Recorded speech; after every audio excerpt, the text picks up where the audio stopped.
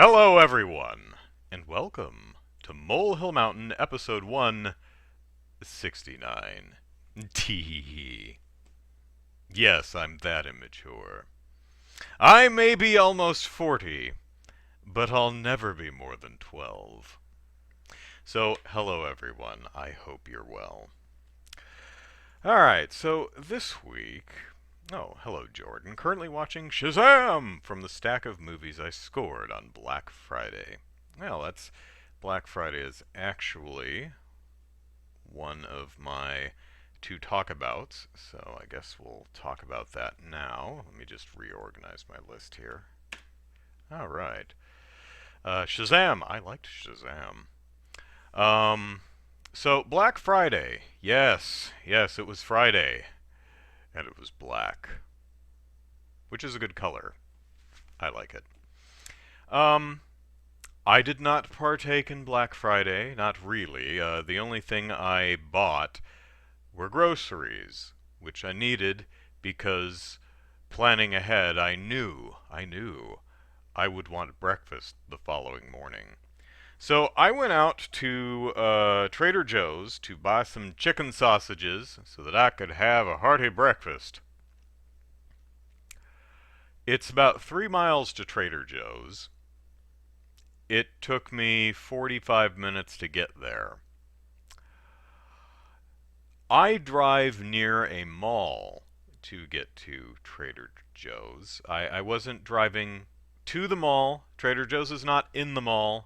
It's not like a strip mall and Trader Joe's is in the lot. No, it's a big bespoke mall on its own plot of land. I avoided the freeway and I avoided the mall. I just decided to drive near the mall. But then the police or whoever decided to put big pieces of wood in the road, barricades, and then stand in front of it looking all self-important with the little glowy sticks, waving me towards the mall, which was definitely not where I wanted to go, said I had to go towards the mall. I didn't want to go that way. No one should ever want to go that way, especially not on Black Friday, but I had to go that way because they barricaded the way I wanted to go. So I turned into the mall. Not the biggest problem, because you can drive right along the back side of the mall and then turn right and drive down another road, and then I'm back to where I wanted to be, heading towards Trader Joe's. Ah, but that road was barricaded as well. And the dipstick with the glowy sticks was doing this, pointing into the mall. I'm like, I don't want to go into the mall. But I had no choice. And so I went into the mall, where I sat in my car for minutes on end as nobody moved because nobody could go anywhere because they kept blocking all the goddamn exits. 30 minutes later, I slowly made it around to the front of the mall and out onto the street to where the freeway is, which is also where I didn't want to be. Long story short, I finally made it to Trader Joe's and I bought my chicken sausage. But it took me 40-some minutes to get there, and by then I was very annoyed, and I angrily grabbed the chicken sausage off the shelf and angrily put it in my little hand cart. And I angrily took it up to the checkout line and angrily but gently and politely set my groceries basket down there. I had more in the cart than just my chicken sausage. And the guy asked me if I found everything all right, and I, through gritted teeth, said yes. Because although I was annoyed, I had indeed found everything all right. Even the cabbage, which I'm usually completely blind to. The cabbage is in the same spot on the shelf every single time I go there, but I have cabbage blindness, which means I stand there like an ass looking for the cabbage, even though it's in the same spot every time. For some reason, I cannot see cabbage. It takes me 5 minutes to find the cabbage. Cabbage blindness, what can you do? But I still had found everything all right. And he says, "Would you like the receipt in the bag?" And I said, "No, I'll take the receipt." And then the credit card reader, which uses a chip because that's more convenient by taking longer than just sliding it through the side. You have to stick the card in to have the chip reader read it. Normally it plays a jolly little tune to let you know it's okay to yank the card out. Now it goes gobble gobble gobble gobble because Thanksgiving, you see. And while it indeed yelled gobble gobble gobble at me and I removed the card, it hadn't read my card, so I'm standing there like a jerk and the guy's staring at me expectantly. I'm like, "Bring me up." And he's like, "Gotta put the card in." I said, "I did." "Did you not hear the gobble gobble gobble?" And he's like, "Oh, it didn't read your card. It's been doing that." So I stuck the card back in and it's not reading. He says, "Try the swipey thing." So I did the swipey thing a couple times until I finally read, got my groceries, and he put the receipt in the bag. Even though he asked, and I told him I wanted him to hand it to me, he still put it in the bag. So I had to fish it out of the bag and then put it in my pocket. I found it quite vexing because I was already annoyed, you see. And that was my Black Friday adventure. So, let's see. Jordan says, "I went to Walmart. It was calm, nothing special, though I did walk in another direction when I saw a dude with lighter fluid in one hand and smoking with the other." Yeah, it's like, yeah, I'll be over here. So, I did look around for, some, not in person. I'm not going out to the store. And really the only reason I figured a grocery store would be safe because most people got their groceries for Thanksgiving. Which is why I was like, I'll just avoid freeways and mall. But nope. No, they decided to. There better have been a deep ass pothole opened up on all of those streets. I don't know why they would have closed traffic otherwise. I know they've got to do some things to make sure it flows nicely, but it doesn't help the crowded mall flow to direct traffic off of the street and into the mall. I didn't want to go to the mall. I don't like the mall. I think your chats are going through, Jordan. I see several of them. Well, one of them got stuck in a moderation queue because of the dumbass comment. So, oh, I'm sorry, Chaos. So, I'm just telling the adventure of my Black Friday in which I went to buy chicken sausage and it took me 40-some minutes to drive 3 miles because they decided to close the roads I needed to use to get to Trader Joe's and send me into the mall parking lot, which was very crowded. And I didn't like it. And I got all anxious and angry. And I might have punched the headrest of the passenger seat because I got angry. So there was that. Now let us move on to Star Wars. Did I actually get that right? Yes. Star Wars Mandalorian Episode 4. So last week I talked about Episode 3 and how I felt it was an improvement over the first two. Episode 4 is kind of weird in that Episode 3 I liked best because it felt like we were finally going somewhere. It had answered some open questions, opened some new questions, some interesting questions. Okay, what's the deal with Baby Yoda? Where is the Mandalorian going to go now? What's going to happen? What's the overall story of the series going to be? We have a universe, a galaxy at least, of possibilities. So what does Episode 4 do? Have you seen Seven Samurai? You should. It's really, really good. Akira Kurosawa, yo.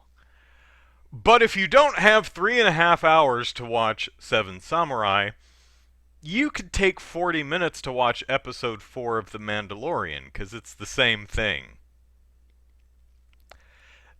And that doesn't make it bad. Seven Samurai rocks.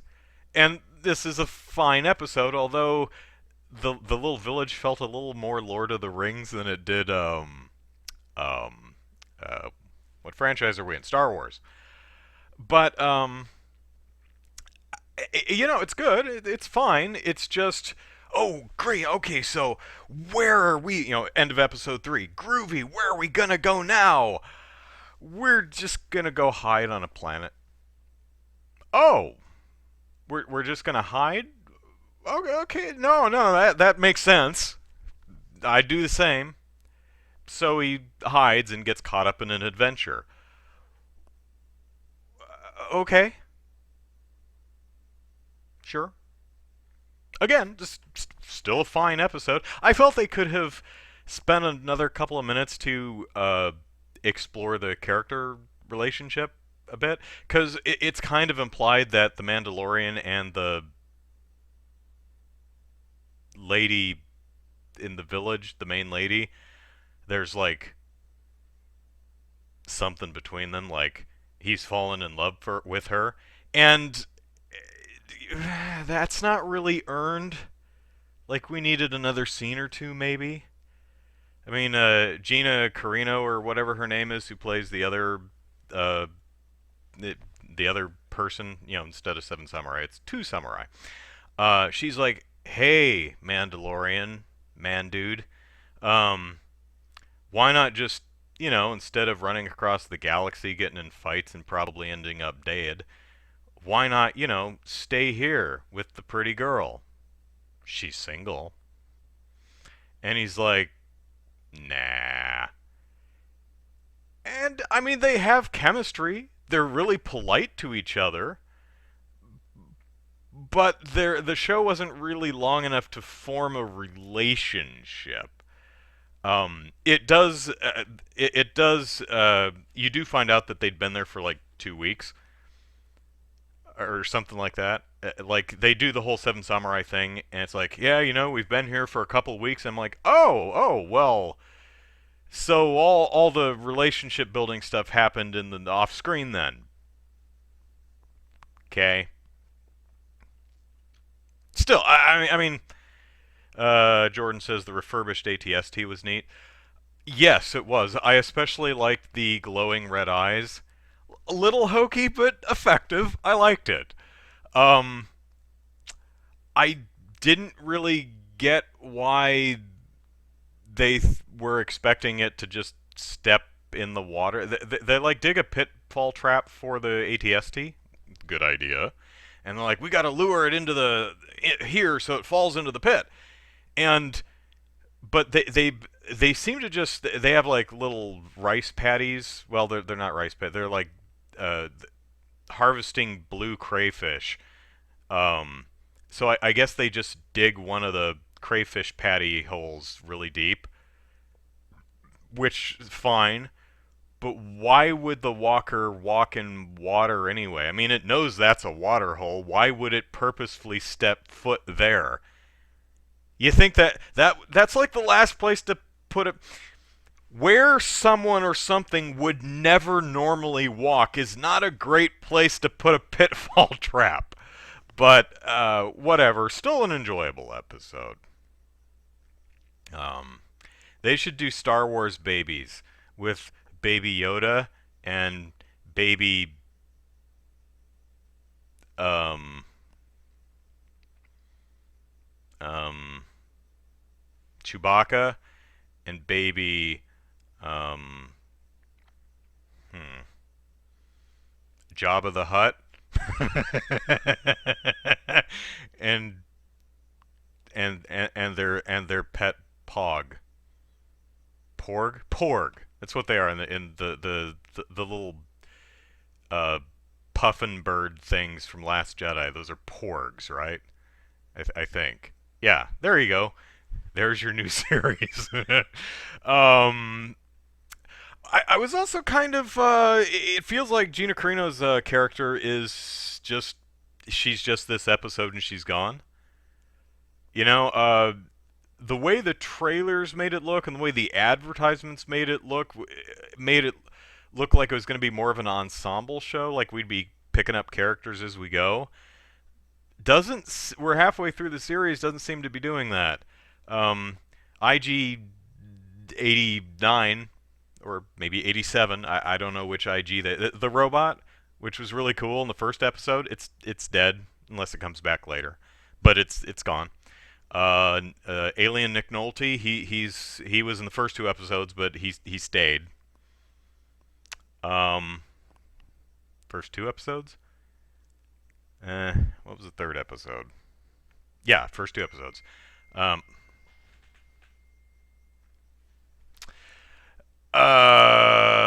then Gina Carano's in the third or the fourth episode, and they go their separate ways. So it looks like Mandalorian is just going to be going to different places and meeting interesting people for an episode and then moving on. It's fine. It's fine. Jordan says ATST was used by pirates, so I'd assume they aren't trained enough to be fooled by rudimentary traps. I agree, but I still don't think that they would purposefully walk right into water.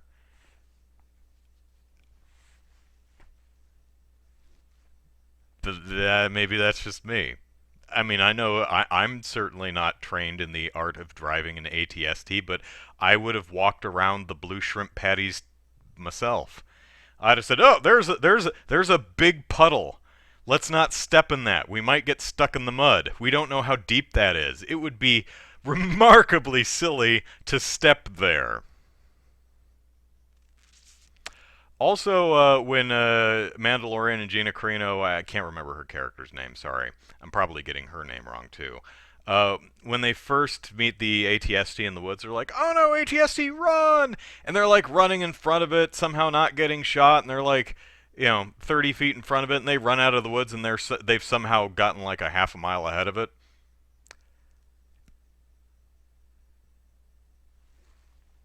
Okay. I'm being real nitpicky here. I enjoyed the episode. It was fine. Um, there's a space cat, which I've since learned that it's actually a character introduced in Star Wars Rebels, the cartoon. Um, but they walk in. Mandalorian and Baby Yoda walk into a bar, and there's a space cat sitting on the floor that hisses at Baby Yoda. I'm like, "Space cat, it's cute." Unfortunately, he doesn't take the space cat with him. The show needs more space. Imagine that would be, I guess that would just be too much cute. Imagine the show with Baby Yoda and Space Cat. Mm, no one would be able to handle the cuteness. So yeah, still enjoy. I don't think Mandalorian is great, but I think it's enjoyable. So moving on, and someone's texting me. Um, so Baby Yoda and Mando walk into a bar. Where was the joke there, Andrew? And they meet a space cat. There's no joke. Um, so I tried something new-ish. I basically ripped myself off. So I have a series on YouTube called Debut Review, where I watch the first episode of a show and then make a video about it. So I essentially adapted that format for video games, where I uh, play a game for the first time for a couple of hours, and then I make a video about my initial impressions. Oh my god, why are people texting me? No one texts me. The person texting. Sorry for interrupting. At least no one's texting me sexy pics this time. That's very distracting. um, what was I talking about? Oh, video. So I call it New Game Fuss, and the first episode was over the game Nioh. which I'd heard which I wasn't really interested in playing it when I first saw the trailers from it when it came out a few years ago. But it got some great reviews, and a lot of people whose tastes I often agree with said it was great. So I happen to have PlayStation Plus because I bought a month of it for the Extra Life charity event so I could play Monster Hunter online. And wouldn't you know it, Nioh happens to be the PlayStation Plus game, one of the two this month, so I could play it. And I played a hour and a half or so of it, made a video about it. Didn't didn't connect with it, honestly, which bums me out because despite how it may come across, I don't like not liking things. I like liking things. I prefer liking things to not liking things. Um, so Nioh. It's an interesting game because I played it for an hour and a half or so. Made the video, was pretty soft on it, but I was fully intending to invest a little bit more time in it. You know, some games take a while to get going. I shot that video. I released it today, but I shot it 2 weeks ago. Pardon me. And like Zelda Breath of the Wild, I just could not work up the interest to actually play any more of it. And my PlayStation Plus subscription runs out tomorrow, so I won't be playing any more of it. I mean, I've got a couple more hours, but I've already deleted it, and it takes like 10 hours to download, so not playing any more of it. I'm not saying it's a bad game, it's just not for me. Um,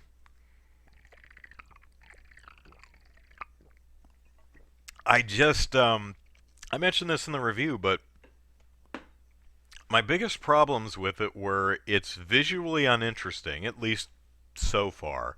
The two areas I played, not counting the training dojo in the middle, um, are very bland and samey and dark and brown and gray and black.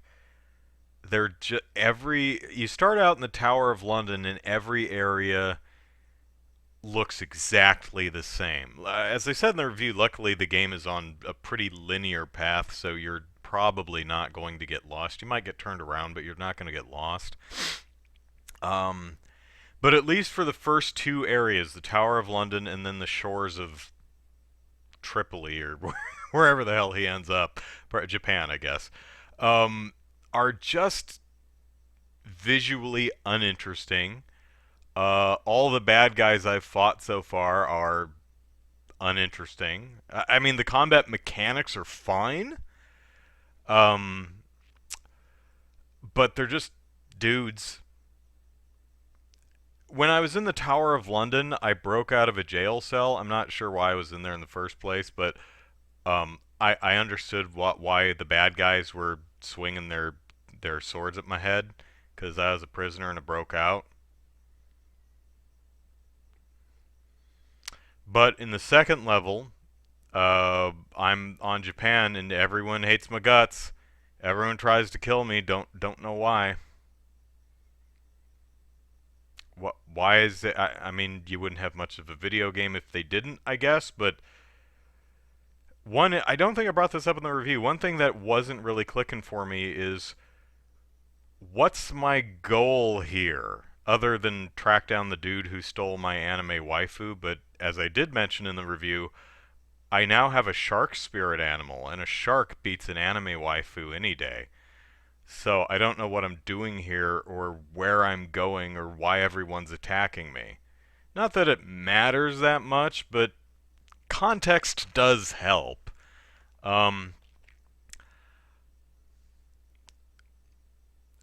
Suzanne says, is the other guy...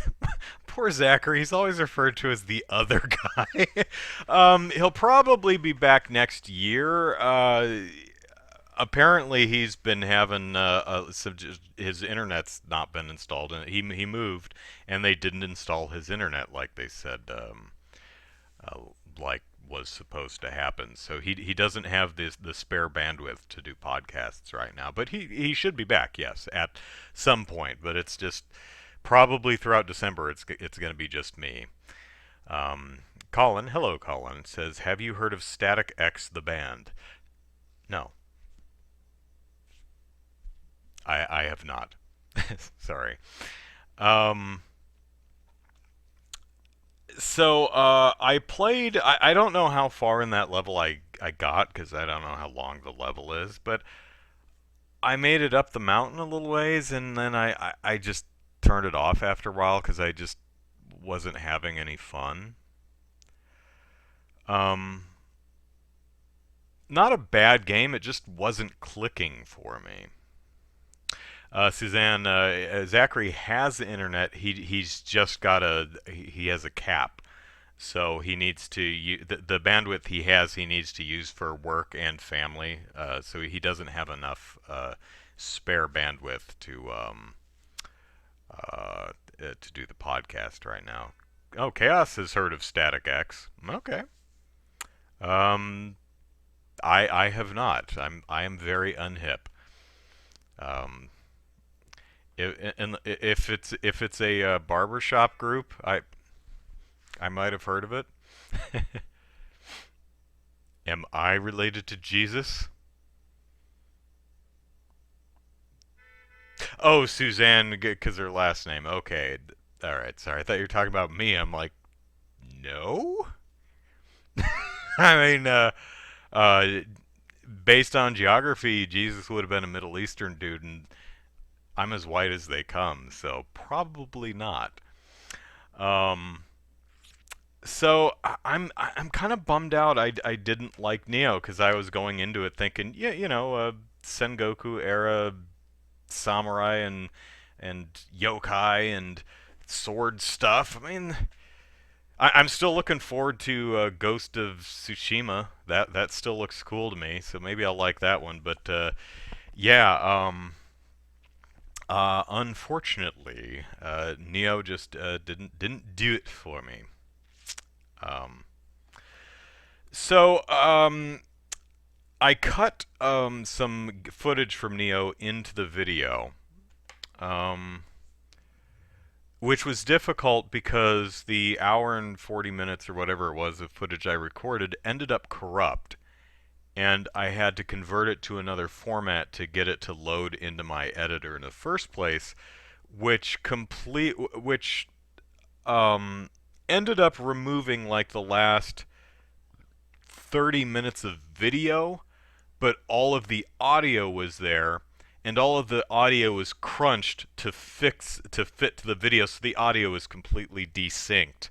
So not only was I missing a bunch of the footage from the shores of Tripoli or wherever that Japan, wherever you are, not only am I missing a bunch of that footage, I couldn't use any of the sound from it because it was all screwed up.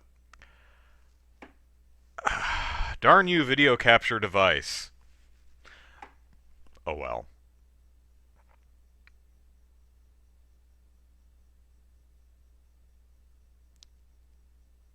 Sorry, I'm reading the chat. Um, I really didn't want to kick off a new series with a game I didn't like. Um, but so I actually sat on this for like 2 weeks. I edited it to yesterday, I think, or last night, this morning, whenever I did. Um, but I sat on the footage for like 2 weeks because I was thinking maybe I'll go back and play some more of it. And I'll have a different opinion and I'll re-record the end of it. Um, but I never went back to it. I just could not work up the initiative to play anymore. I just didn't want to play any more of it. I wasn't having any fun with it. Um, that happens sometimes. So I'm also wondering if it's I have trouble enjoying a video game because I don't stream on Twitch much, if at all. It's pretty much just the Extra Life charity event that I do that for because I'm terrible at it. Because for me, video games is me time. Just sit down, relax, and play a video game. I wonder if there was an element of, okay, I'm recording this and I have to make a video about it. If that was getting in the way of my enjoyment of the game, I don't know. But I have a shelf full of unplayed games to pick from, so who knows what I'll do next. Someone in the comments asked me to if I continue any game that I review the opening hours of, and I continue playing it to you know make a subsequent video at some point when I finish the game. Let me know what I ultimately thought of it, and I'll try to remember to do that. Um, because a lot of the shows I do on debut, the TV shows or that I watch on it for debut review, a lot of them I don't end up continuing to watch. Part of it is because I don't have the time. Um, but I've been watching a few movies over the break here because I had Thursday and Friday off, and of course today and tomorrow I have off. I was actually, I was thinking about going to the movies to see either Frozen 2 or Knives Out because I heard Frozen 2 was out and I looked, but it wasn't playing anywhere, and I was like, well, that's weird. And then I scrolled down further and it's playing at the IMAX, which is like 10 or 11 miles away, and I don't want to see it in the IMAX because it's just more expensive. Um, so I don't know if my listings are incomplete or if they're just having IMAX showings before a wider release later or what's going on.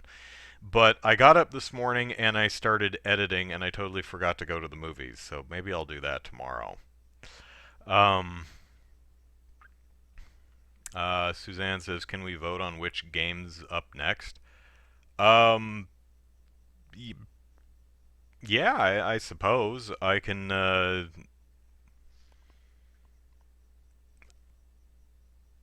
Sure, I can pick a few games that I want to start and then do a Twitter poll.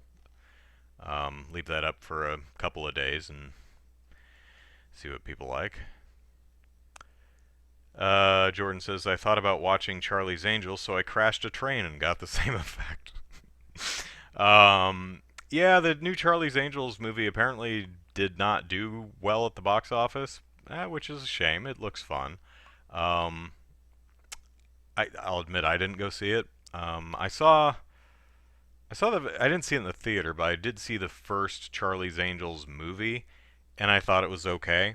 And this one looked just as okay, so I didn't go see it. But yeah, hopefully whoever whoever wanted to see it saw it, and hope they liked it. Knives Out looks fun, and murder mystery movie. Uh, those are fun, and it's been getting some good reviews, so maybe I'll go see that. Frozen 2, I don't know. I don't think the first Frozen movie is that good as a film. I like it. It's got some good music. The art and animation's great. Um, the characters are likable, even though the story they're in is kind of bozo. Um, so hopefully Frozen 2 is a better movie than the first one, because I don't think the first movie is good. Um, but again, yeah, I liked it well enough. Actually, my sister and I made a video a couple of years ago about unnecessary sequels, in which we it took 20 minutes to pitch to pitch Frozen 2, and we had like Anna and uh, Goofball have a kid, and she has fire powers, and um, she like you know burns out of Anna's stomach, killing her, and Elsa has to raise her, but she becomes a bad seed, and she has to use her ice powers to take down the fire child because she's evil or something. It was obnoxious, but it was funny. Um, I heard Frozen 2 had too much singing. You can never have too much singing. You know what I watched yesterday? I watched Pygmalion from 1936 or something. Most of you would probably recognize the film as My Fair Lady.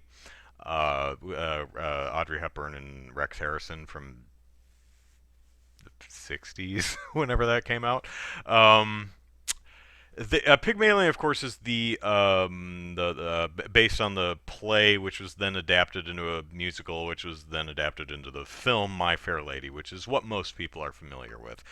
So I watched the 36 version of Pygmalion, and I liked it quite a lot. What I found really interesting is I liked the performances of the lead actors in Pygmalion more than in My Fair Lady.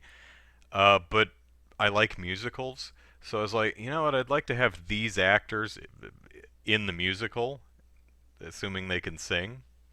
Um, well, I mean, they dubbed Audrey Hepburn, so I mean, even if they can't sing, they could just get someone who could and overdub them. And for those of you who don't know, Audrey Hepburn did not do her own singing, even though she can sing just fine. She didn't do her own singing for My Fair Lady. From what I understand, uh, they just wouldn't uh, pitch down the music into her register, so they had someone else do the singing for her. Odd choice. I mean, if you're gonna let Rex Harrison ruin the whole thing by doing that talk singing crap, uh, go ahead and pitch the songs down so Audrey Hepburn can sing them. I mean, golly, garn.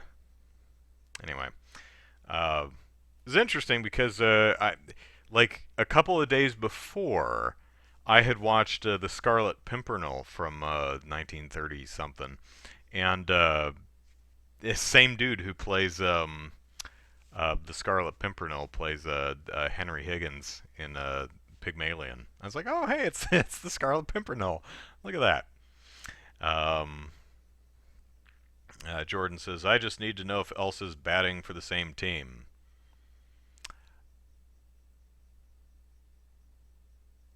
If she were, I've not seen the movie, but my guess is no.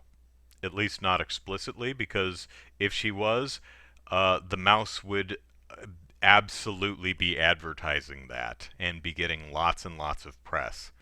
So my guess would be no, but I haven't seen the movie. So I would imagine that they've written it in a way that you can read whatever you want into it, because they're probably I heard someone say on social media that Frozen is a franchise now. Um, like they're gonna do the Frozen cinematic universe or something with Olaf spin-offs or whatever. Uh, so they're probably not going to have an LGBT Disney princess. So since Frozen is going to be its own thing, they're going to save. They're going to have a different Disney princess be an LGBT princess, which that's kind of gross, right? I mean, because essentially what you're saying is you could only have one LGBT princess. You know, it's like, oh, we couldn't have two. Just one. We've got uh, one Native American princess. We've got one black princess. We can only have one gay princess. Only one. Two would be silly. Um, I don't know. Again haven't seen the movie. Hey, Disney, you can have more than one gay princess. In fact, you should. So, where do I watch old movies? I have a subscription to a streaming service called the Criterion Channel. They have a fair amount of old movies, so that's one place to watch them.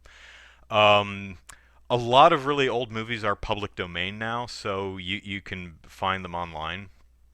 There's like archive.org or something like that is just large collection of public domain films and shorts and educational films and things like that. I mean, you've heard of what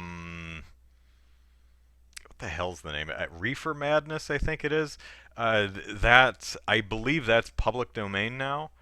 Um, so that's host. You could find that on YouTube. You could find it on Archive. You can find public domain stuff pretty easily.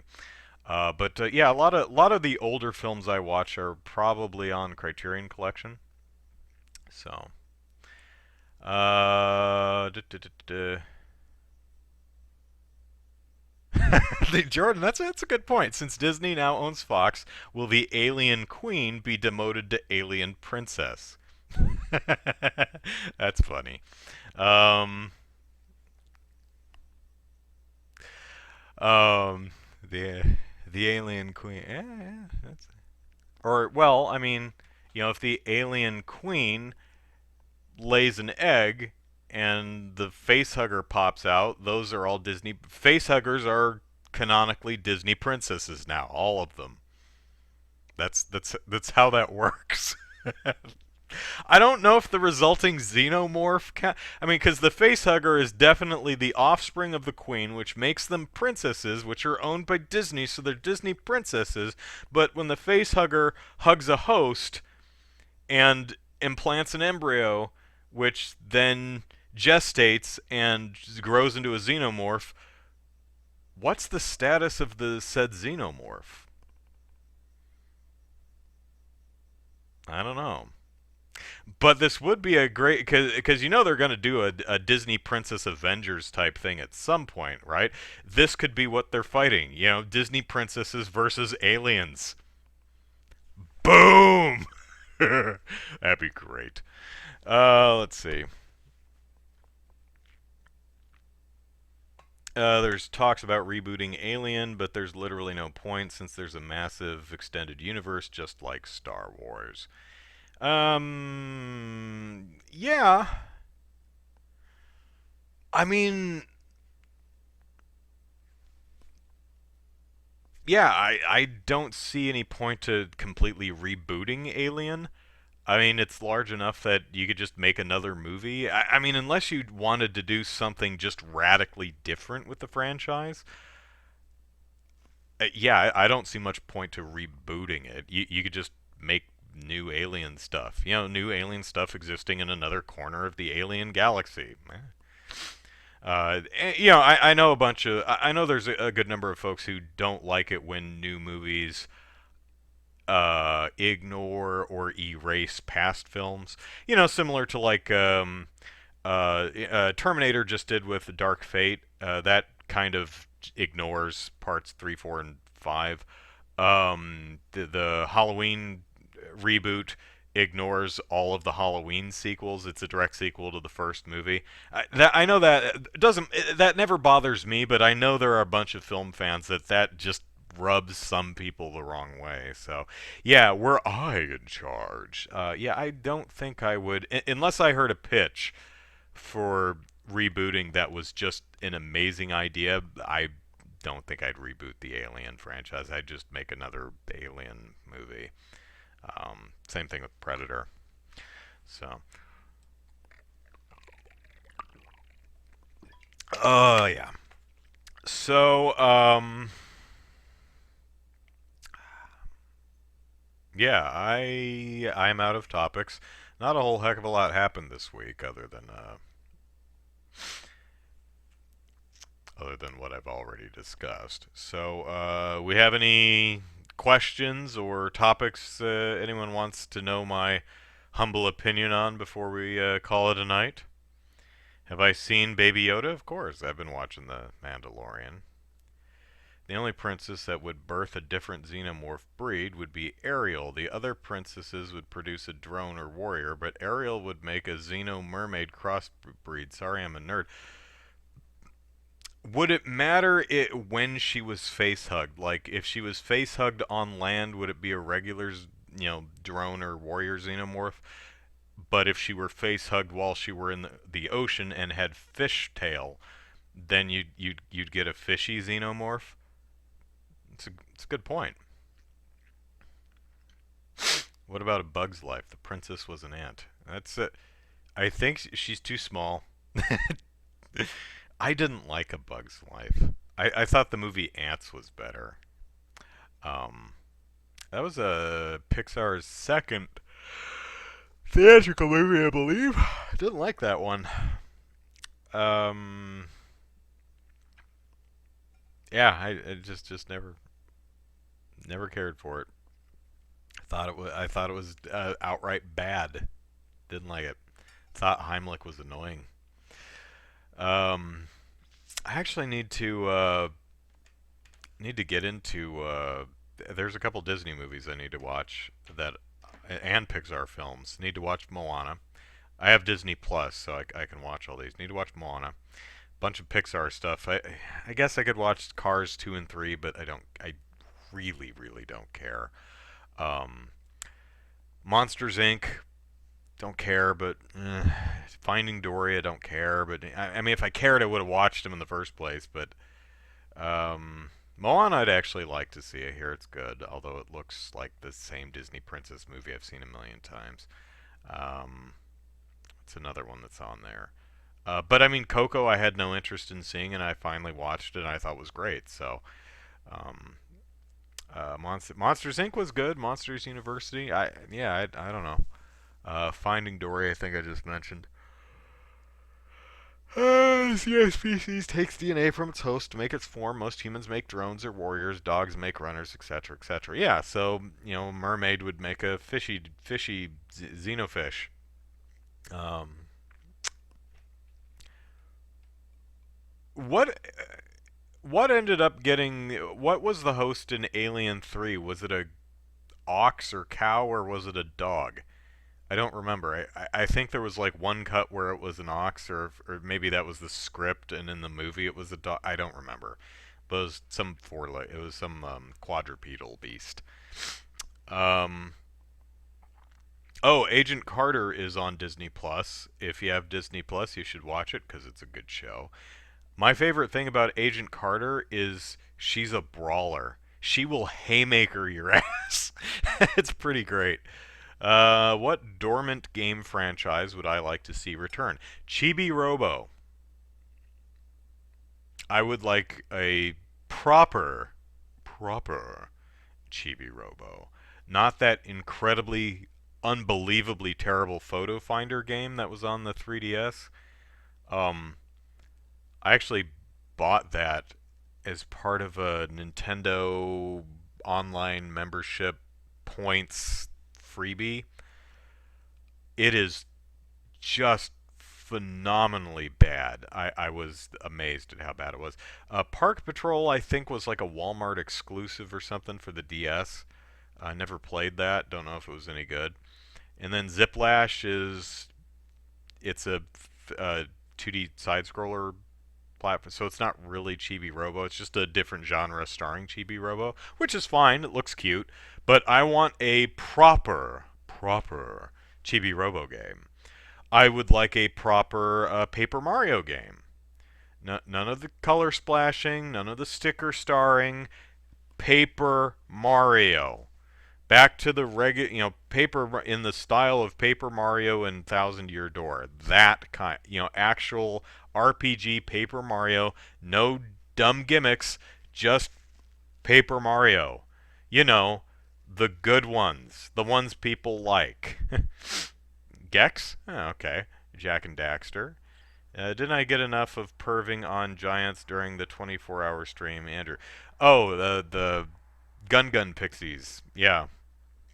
Well, you don't perv on the family in Chibi Robo, so you and Alro have that in common. Who's Alro?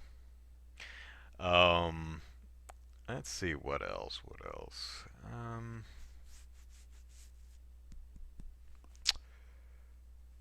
Those are the ones that come to mind. Okay, who's Arlo? I don't know who that is. Um, look at my games and see if inspiration strikes. Um,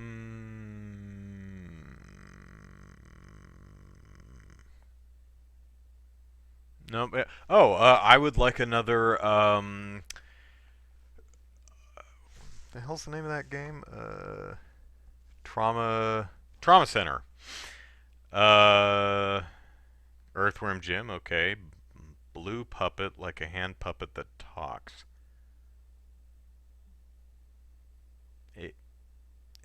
Okay, a blue puppet YouTuber really wants a remaster of Thousand Year Door. I don't want a remaster of Thousand Year Door. I wouldn't mind a remaster of Thousand Year Door. It's a great game. It's an older game now, so there's a generation of gamers who probably have not played it. So that would be great for new gamers. But I've already played it. I've got it sitting over there. Um, Thousand Year Door is GameCube, right? So yeah, it's definitely sitting over there. Um, there's a YouTuber who's a blue hand puppet. That's great. Um, I don't mean that facetiously. That's cool. Uh, I don't want a re. I personally don't want a remake of Thousand Year Door because I already played it. I already have it. I want a new Paper Mario game, but I wouldn't turn my nose up at one because that would be great for other people. So, I mean, I wouldn't have much use for it, but Um. So Captain Toad, yeah, Captain. Oh, I was saying Trauma Center. Yeah, I like the Trauma Center games. They did Trauma Team, which I thought was a really good version of that. It took 6 or 7 different um, medical disciplines. You had a you had a trauma surgeon. You had an emergency responder. You had a diagnostician. You had a orthopedic surgeon. You had a uh, gastrointestinal specialist. And a coroner, I think. It was really cool, and you'd swap between the different styles, and it would end up telling a complete story. So the first responder would go patch someone up and send them to the hospital where the diagnostician would, or the trauma surgeon would, finish fixing them, and then the diagnostician would, look at them and see what else, and then and then they'd die or something, and the coroner would see what happened. It was great game. Played a little bit of it during the Extra Life charity event a couple years back. And we actually blindfolded me with a pair of my own underwear and had my sister talk me through a surgery. And it took 17, 18 minutes, but managed to get through it without killing the dude. So it ended up working pretty well. Duck Hunt, huh? Okay. You'd need I am surprised that the Wii did not have more light gun games. I really thought we'd get more light gun games and point and click adventures with the Wii, but we did not. There were a couple. You had um, Broken Sword, I think, was on the Wii. I think maybe one of the Siberia games. Um, and then you had Ghost Squad and House of the Dead 1 and 2. Um, so you had a couple light gun shooters, and you had a couple oh golly, pardon me, and you had a couple point and click adventures. But Chicken Shoot was legendary, says Jordan. Let's see. Ooh, Zack and Wiki. Capcom, make more Zack and Wiki. I know it didn't sell well, but make more anyway, because it was great. That was a great. I Would it work without the Wiimote? I think it would. It would be different because it was kind of built around figuring out how to manipulate the Wii remote was part of the puzzle.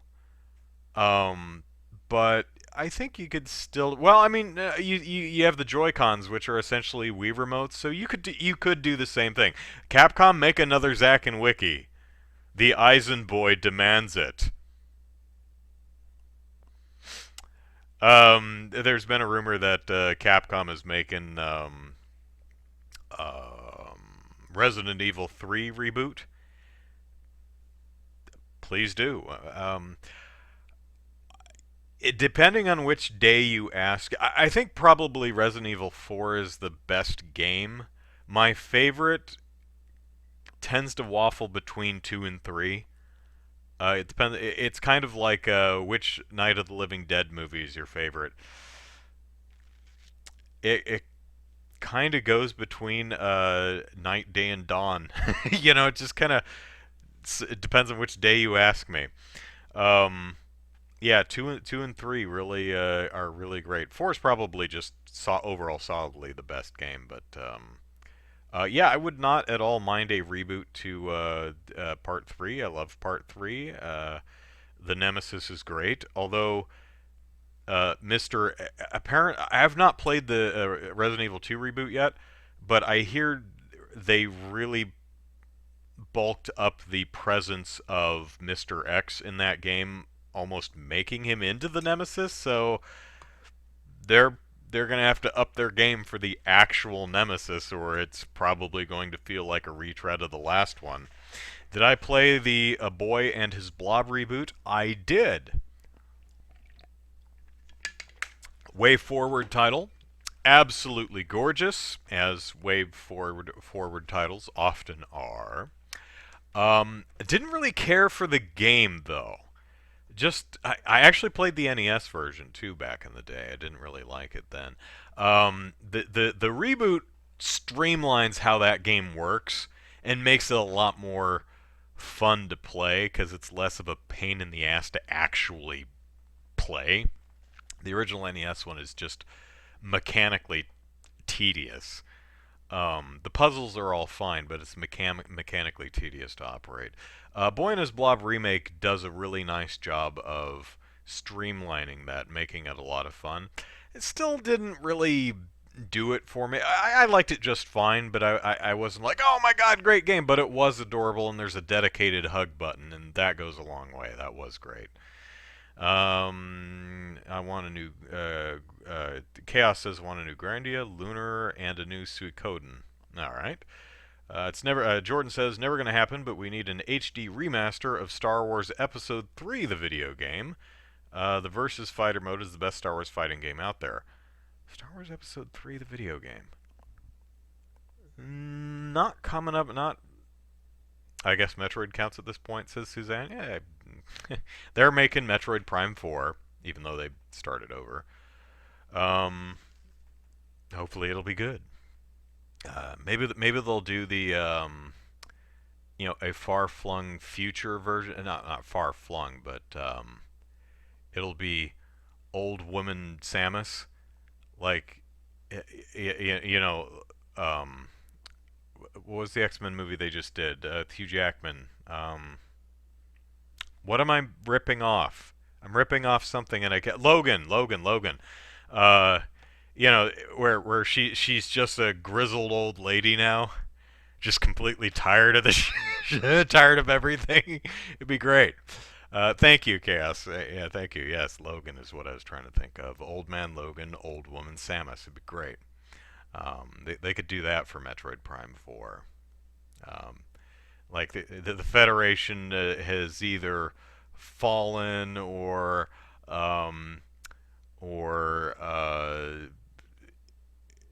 or maybe they just need to go find her for one last job and yank her out of retirement, and she's like on a deserted planet with like the last Metroid or something like that. I don't know. Suzanne says, no, Samus is forever young. I'm not sure how old Samus is supposed to be. I guess she's... I was going to say I'd put her my age, but then again, I think everyone's my age, unless they're obviously older or younger. Um, Although in Other M, a lot of the early cutscenes portray her as early 20s, but I'm not sure how far in the past those cutscenes are supposed to be. So in the main game, she's probably at least late 20s, if not into her 30s by then. So who knows? And I still say Metroid Other M was a fun game to play. its story and characters were terrible, but I still thought the game was actually pretty darn good. I have a lot of nitpicks. I didn't really care for the as well as surprisingly well as it worked. I didn't care for the thing where you had to, constantly shift your grip on the Wii remote. It worked, but it's just not how I wanted to control the game. Um, Also, there's like a bunch of hidden picture sections in the middle of the game that just completely stop the flow of the game. Where it's like, look around in first person and find the one pixel we want you to find, and then we'll let you move on with the game. And half the time, you're like, I don't know what I should be looking for. What do you want from me? So you end up doing that thing where you just move the cursor over every single pixel in the entire screen until it starts rumbling at you. I remember the first one is you walk into the very beginning of the game. You hear a distress call from the main ship you end up in for the entire game.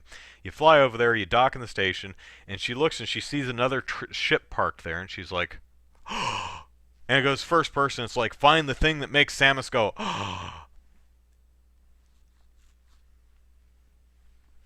what? And it ends up being the logo on the ship, and Samus is like, the Federation? What are they doing here? And I was playing the game, I was thinking, okay, at this point in the game, I have no idea what the Federation logo even looks like. Number two, I don't know I don't have enough context of the universe to understand why it would be out of the ordinary for the Federation to be here in the first place. I mean, we're responding to a distress signal. Is it out of line for the Federation to respond to a distress signal? Just really bad structure and writing in that game. But still, I thought the game itself, as a game, was fun to play. Jordan says whoever thought of Federation Force needs to be kicked in the crotch. I would say not whoever thought of Federation Force, but whoever thought that announcing Federation Force the way they did, when they did, needs a good old slap. Because I agree, that was very wrong-headed. That was one of the, well, golly, what were you expecting? I mean, it's exactly like what Blizzard did last year with Diablo Mobile. It was Diablo, right? The Diablo Mobile. They're like, hey, we've got a new Diablo game for you, and it's only for mobile. Why is no one clapping? It's like, what did you expect, numbnuts? You silly goof. F-Zero or Star Fox? Didn't we have a Star Fox not too recently? Maybe. Oh, yeah, we did on the Wii U, right? The Star Fox Zero, and apparently it was terrible. So, yeah, I mean, I still like Star Fox Adventures. It's my favorite Star Fox game. It's not a Star Fox game, but it's my favorite of the actual Star Fox games. It's a fun little adventure game. I liked it. It should drop all of the Star Fox thing. You know what I'd like? I'd like Dinosaur Planet. Make Dinosaur Planet. Take all this Star Fox stuff out of it and give us Dinosaur Planet. You know, we should release the Snyder Cut, but for Dinosaur Planet. Release the Dinosaur Planet hashtag or something. Superman 64 remake. There you go. And it's like really, really good. Like they do a complete remaster reboot, and it's really good. Um, if you haven't checked lately, says Jordan, I think Nintendo's going overboard with amiibos. There's a Diablo amiibo of all things. I had not heard. I wasn't aware that they were still doing amiibos, which was fine by me because I hate amiibos. Because amiibos are just inconvenient, expensive DLC keys, and I don't like that. They are really nifty figurines, though. I'd be perfectly happy if they just sold nifty little figurines, but I don't like the fact that they lock content in games. You know, I don't like paying full price for a video game and then having to go to the store and find a specific amiibo and pay lots of money for that amiibo on top of the money I already paid for the video game to unlock content in the video game that, as I just stated, I already paid full price for. I don't like that. Chaos would like to see Ubisoft and Nintendo partner up and let the dev make Starlink let the dev that made Starlink make the next Star Fox running on the Starlink engine. Okay, I don't don't recall reading any reviews for that. Um, Jordan says, "Imagine Baby Yoda for Disney Infinity." Ah, Jordan, imagine Baby Yoda for Smash. And on that, I think we will call it a night because I will never have a better idea than Baby Yoda in Smash Brothers Ultimate. So, watch my stuff on YouTube and follow me on Twitter at Andrew Eisen. Have a lovely night. I am going out to a friend's to feed her cat because she is on vacation, and I'm a good person. So I will continue to tell myself that until I believe it.